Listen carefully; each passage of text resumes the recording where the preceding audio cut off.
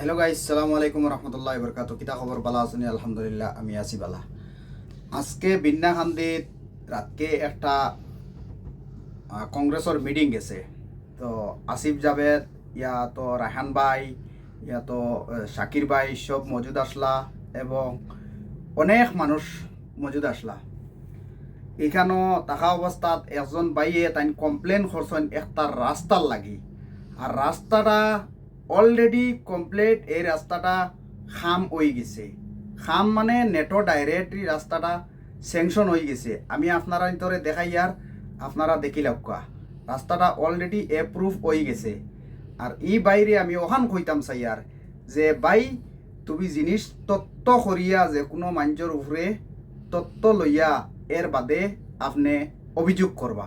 খাস করি রাস্তা অলরেডি হয়ে গেছে, আপনি নেটো মারিয়া দেখক্কা দেখিয়া আপনি মাতিতে আসলা। কিন্তু আপনার অলরেডি ভুল হয়েছে, এগো ভুল ধারণা আপনার ভুল হয়েছে।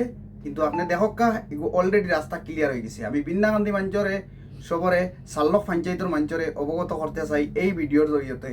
এই বাইয়ে যে একটা কথা কইছেন, এই কথার উপরে আপনারা দেখক্কা এই খামটা কিতা, খামটা সাচ্চাই নেটো আছে নি না এই খামটা। আসসালামু আলাইকুম রহমতুল্লাহি ওয়া বারাকাতুহু।